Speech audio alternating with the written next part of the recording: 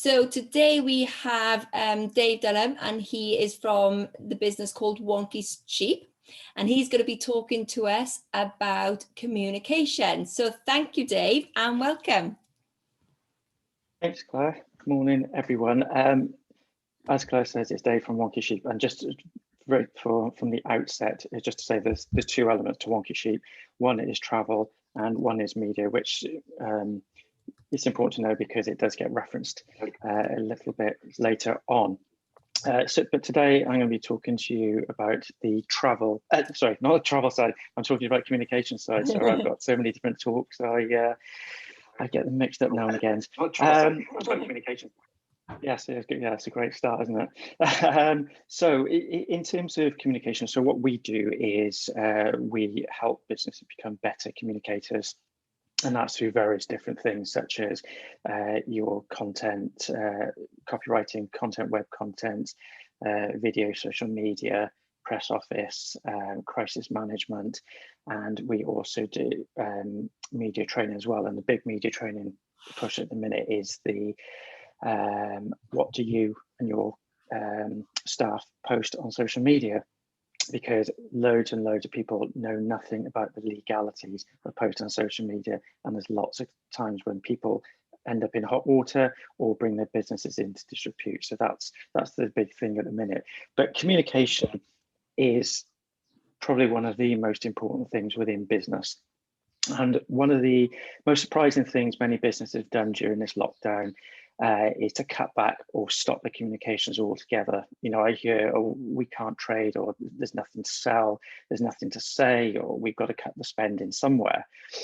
But this has probably been the worst time to shut down your communication, because the companies which have been the most active and vocal over the last however many months we're at now, nearly 12, will be the ones who stay at the forefront of people's minds. Now, those of you who know me will hear me say this bit before, and I hate using them as an example, but Ryanair have been really good at keeping in the forefront of people's minds. You know, during the lockdowns, flights may have been grounded, but its chief executive, Michael O'Leary, has kept the company's name in the news by spouting off about one thing or another. Now, you may say they're a big company, so it's easy for them to get the name about, but the principle is the same for smaller businesses as well. So in my business, Wonky Sheep, as I said, we do travel as well as media consultancy. So with the travel element, I could have gone quiet, waited until all the lockdowns had ended because, you know, I had nothing to sell. But this is where knowing your audience comes into play. And we did two very basic things to keep in touch with customers, and each of them actually didn't cost us a penny either. So the first was to continue sending out our monthly emails and replacing the updates with things such as Q&As, you know, to give people a bit more understanding about the business or what's going on in travel, etc., and give them a bit of peace of mind as well. And the other was posts in our Facebook groups, which were deliberately posted to encourage interaction. So one of the things we do in travel is we run the official Wales football fan travel. And one example was a post asking people just to share their photos of their favourite away trips over the last few years. So no selling, but it attracted hundreds of responses with very, very little effort. And these two examples, you know, were both early into the first lockdown last year. And when that first lockdown ended in June, we saw a 50% increase in bookings to what we'd normally get, directly related to, you know, the sport travel. And then again in December, after the other lockdown we had in Wales, we saw a record month for new bookings. So have a think, how well have you communicated over the last 10 months? What have you done with your social media, your website content, your internal communications, external communications, press releases, videos, media output, etc. Because one of the biggest frustrations I have, apart from what I said at the outset, is the DIY attitude towards communications. Businesses often do it themselves because they think they know what they're doing, or because they don't want to spend the money to do it properly. However, time after time, I've seen it done so badly. The amount of press releases which have been deleted is just endless. Web and social media content with little engagement just gets glossed over. And time after time, it's because the same mistakes are made.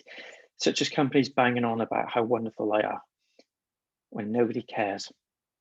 As harsh as it sounds, they really don't care about your business.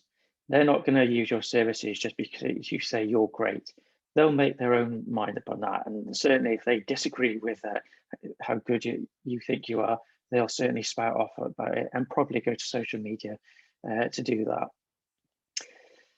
So often when you tell, or try to tell in some cases, clients to avoid the back-patting self-publicity, it's not uncommon to get responses such as, oh, but I got 10 likes on my Facebook post.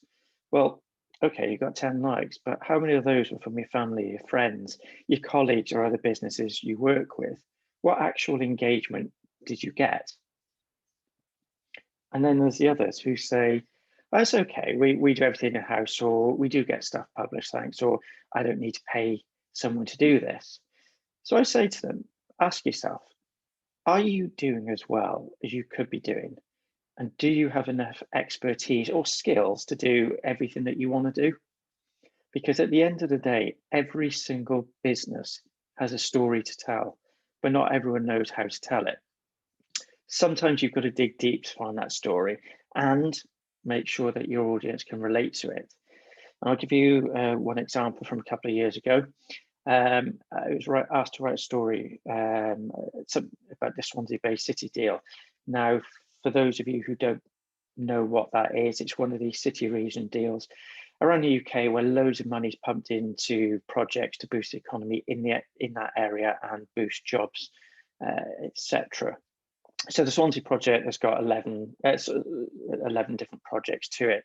But if you ask the general public locally what the city deal was, even there, the vast majority wouldn't have a clue.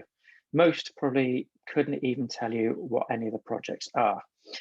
And the problem with something like this is that there's plenty of newsworthy stories and publicity about it, but much of it has very little impact on the general public, who at the end of the day are supposed to be the ones who are benefiting from this. So my task was to find something interesting.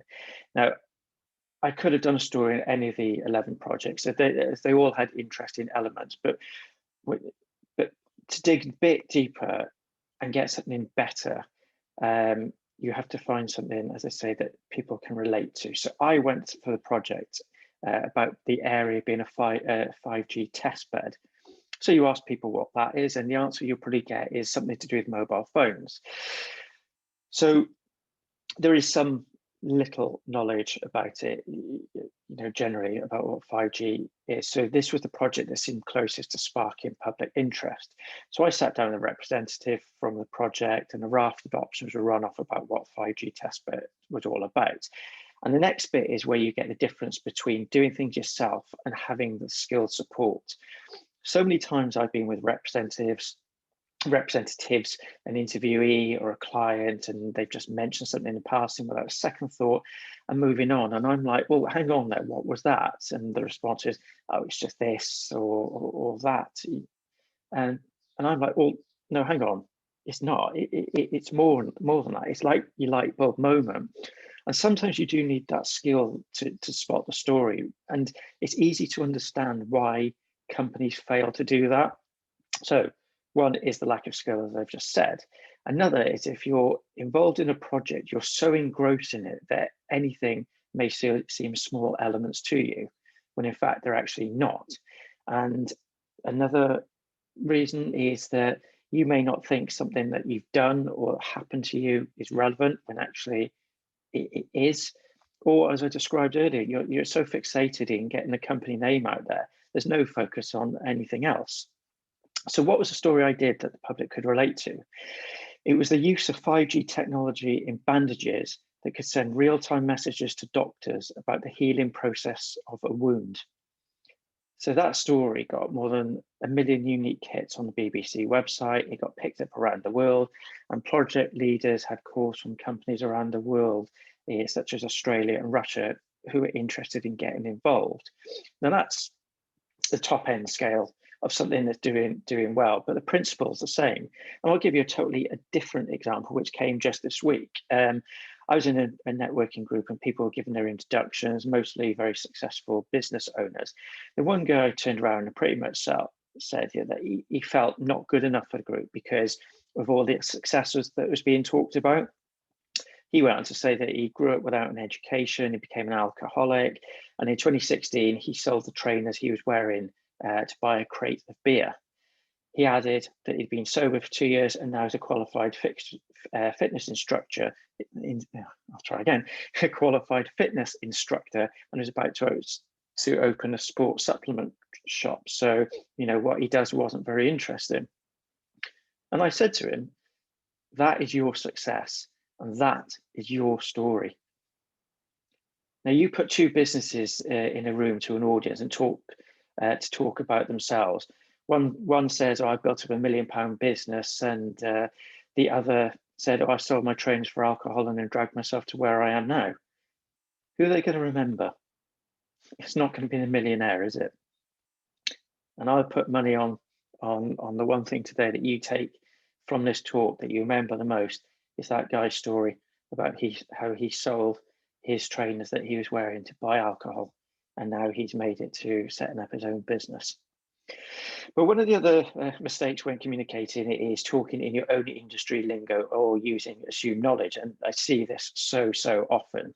You need to break it down so idiots like me can understand it and then be able to tell other people as well. If I have to sit down with a client for an hour and a half, painstakingly going through it bit by bit until I understand, then I will. And this is the difference between doing a good job and a bad job. And here's an example of a bad job, which really gets my goat. I worked on a science project once, and the company's press officer sat in on the interview at the same time. And then at the end of it, she turned around to me and said, I'm glad you were here. I made some notes, but I didn't really understand, so I'll wait for you to put it out first. And I had to bite my tongue because I'm standing there thinking, right, so I'm doing a job that I'm being paid to do, and I'm doing someone else's job for them. And it's very simple. If you don't understand, don't pretend to understand. Just ask questions. It's not hard. It's not rocket science. Because if you don't understand, how is your audience going to understand? And it's simple, they won't. And then as a result, you're not going to get much traction from it. You have to write, post, or produce video as if the person reading or watching it knows nothing. And by doing that, you're opening up to a wider audience. And here's another example that came from a client's website. And this is what it said. It said the immune system functions in part through the interaction of proteins called antibodies, which are able to bind harmful agents such as bacteria and viruses with extremely high specificity. I knew I would get this wrong. Extremely high specificity, and mediate their killing as part of immune response. Now, those in the industry will know what we're talking about, but we went in a bit further, and then this is what we turned into actually what they were doing. Treatments with minimal side effects are being developed for diseases such as cancer using antibodies from sheep. So people can relate to diseases. People who take any sort of medication or have treatment can relate to certain side effects. And then you have the intrigue of the sheep thrown in. So I think you sort of get the picture. Now, people's attention spans, this is the other reason it's important, are getting shorter, which is why you need to grab them straight away with your content, whether that's really written or in video format. Think about how you flick through Facebook, Twitter, Instagram, TikTok, LinkedIn. And that's how quickly, they used to say 3 seconds for a video. At times it's getting down to 1 second. And TikTok is a perfect example of that. So I've spoken about communicating well to attract attention. Next is about communicating well with your customers and clients. And this is why, particularly on social media, you must engage with people who message you, and you must engage with people who comment on your posts, because you're in a crucial period when you've got their attention because they're communicating. And I don't buy the excuse of not having time to respond to messages. I make time, but if you really don't have the time, then get somebody to do it for you, because the other thing is, if you don't monitor your social media, one day you could find yourself in a crisis management situation that's already out of control. And we've had a couple of cases on the tribal side where we've had disgruntled customers going on social media to moan. But the big thing here is they only give their side of the story. And the couple of examples I'm just going to briefly give you were in both cases, they were actually in the wrong. So the examples of the moaning included someone who's been refused a refund when they weren't actually entitled to one. Another made an assumption about something I can't remember what it was now, but they hadn't even bothered to get in touch with us first to find out what the actual situation was. They'd just gone on the social media, made an assumption, made us look bad, but if they'd actually bothered to get on the phone, then they wouldn't have actually needed to even put anything on there and would have found out that they were in the wrong. And then the other one claimed to be the victim of an incident on a coach service we ran, when actually the evidence we gathered from all the eyewitnesses pointed to him being the cause of the problem. So on each of these, we quickly responded to them with a clarification to stop further comments. And the important thing about that was because these are the types of posts that will attract other people to comment when they only see one side of the story. And before you know of it, your name is mud and the damage is already done. So to finish, the simple message is communicate, communicate, communicate. Give people something to attract their interest when you're trying to reach out to them, and give them your personal attention when they're reaching out to you. If you do the basics well in business, including communications, the rest should take care of itself. And that's what will bring clients back and also make recommendations about you. And this is also important because it means the service we're offering is being talked about and people are coming forward off the back of it. And it also means my clients and customers are also communicating for me. And that's what you should be aiming for. Now, if you want to have a chat about your communications, a further chat, feel free to drop me a message. Otherwise, thank you for your time, and I'll throw it open to any questions. Brilliant. Thank you so much, Dave. Let me just put you on gallery view. That resonates actually with me, that last bit that you were talking about communicate, especially in the tourism industry that I'm in. And, you send some information out to people and they don't read it. So you have to find all angles of how to communicate the most important things to those customers, because you are right. If something goes wrong their end, the first place they'll go on is social media. And they may not have read something that you've actually sent them. So it's we're still learning every day. Somebody will still misunderstand something in our business, and then we just change things to make things work. And it's quite funny how things are misunderstood, but then it's the way we communicate, isn't it? Fabulous. Did you all enjoy that? Fantastic. Does anybody have any questions for Dave? Go for it, Paul. Yeah, mine's just thank you, Dave. That was pretty intense, but very insightful at the same time. I was following that thinking, wow, man. But also, communication is as you say, certainly is an art. Unless we're able to write in such a way where it can meet 1,000 different listening ears, then you're guaranteed to be pulled up somewhere. And I think that's just part of what the world is, as we become more reliant on, text communication over the power of voice communication, sadly. And, text can be read anyway. So yeah, we really appreciated your talk. It resonated with a lot of, I think, difficulty the world is having in communicating right now. And, the millennials coming through, I have 2 daughters, and when they know how to read a text in a million different ways. So I have to really think carefully when I send a text to those 2 girls, for sure. And that's taught me a lot about communication, if anything, is use your children. They'll always test you. But yeah, thanks. Great talk. Yeah, you are right there, aren't you, Paul? Text messages can be read in a variety of different ways. That's why I always put a slide, sort of. Say it again, over. Emois. Emois. Yeah. Emois. Smiley face, exactly. Oh, emojis. Emojis. Oh, emojis. Oh, Yeah, okay. That's good. Yeah, English. I thought invoice. No, invoice. No. Thing I need to know about. I need to know. But it's so important. I mean, the emojis. Yeah. Heads up if you have a little. You will have a bit joke because it can be so misunderstood. And of course, the art form is to be crystal clear.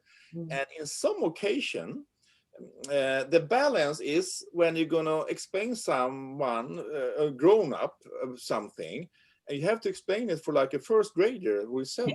And to find a level to not make them embarrassed. And so that's an art form.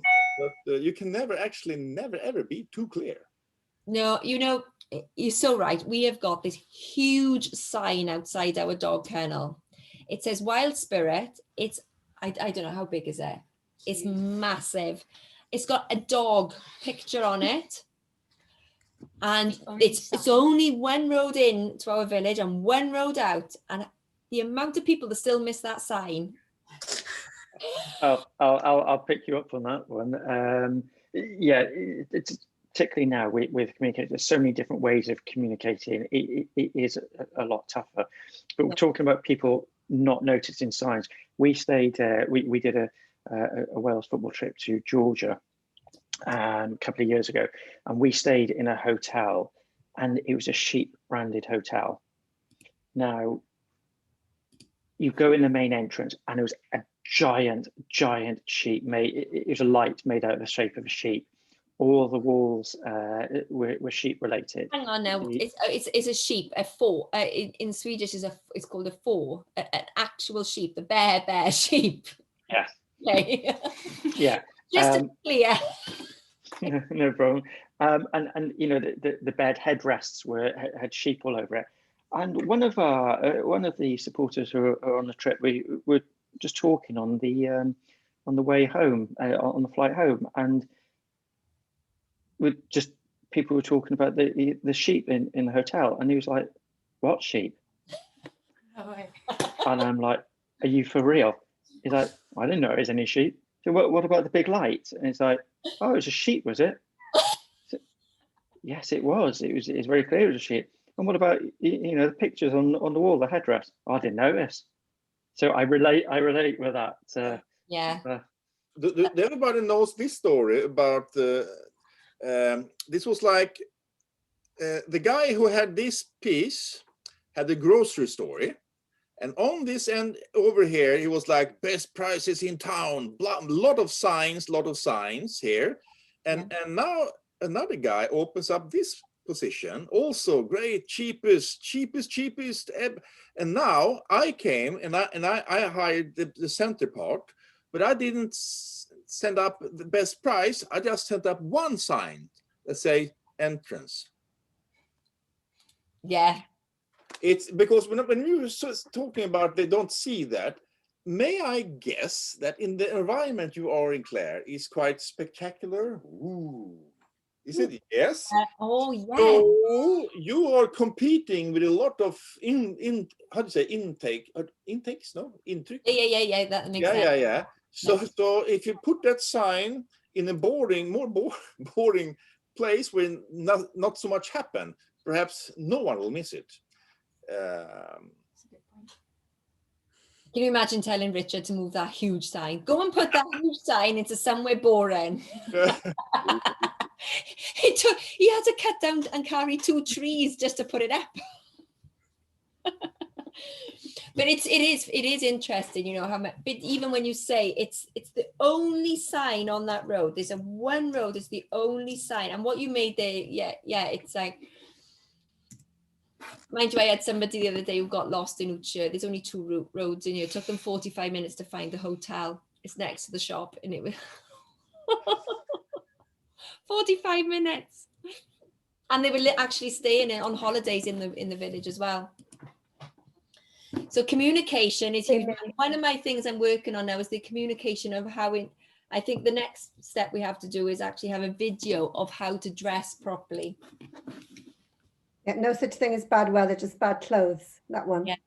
Absolutely. The amount of people that turn up for a dog sled tour in trainers. You could possibly do. Sorry? You could possibly do an animated video. Yeah. I think that would probably work well in that case. I think what it is as well is actually trying to get over and communicate with people that the importance, because they are just thinking, I'm going on a dog sled tour with fluffy, cute dogs, and we're going in the beautiful snow and it's all glittery. So it's this dream, isn't it? This mindset that people have, and then they turn up with all this excitement, you know, and then they're like, oh, we didn't read the kit list. We didn't understand. Oh, we didn't know that the dogs will jump up on you. Oh, we wore our best jumpers and our best jackets, you know, and yeah, it's that dream that people have, you know, and of course it is a dream activity, but it's just trying to communicate that dream into reality as well. I think that's why something like that would work, because it'd be something that's very colourful and fun and attract their attention, and you can have, you know, the big. Dave. Claire, do you have a lot of customers from countries that doesn't have snow at all? Yeah.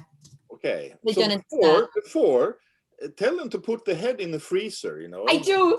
Yeah, exactly. And that's it could be colder than that outside. Hello. I know. I say, put your hand in the freezer and hold it there for 20 minutes. Yeah. They can give up after one. Like, I can't do it. 30 seconds and that's it. I met someone on a ski trip once. We got off the coach, go to a hotel. We're pulling our cases, and she was moaning, and I said, "You okay?" She said, "This snow is really wet." I said, "Well, of course it is, and it's the evening. It's melting now." She said, "I didn't expect it to be wet underfoot." Oh, fantastic. I'm just going to, I just realized I'm just going to stop the recording right now.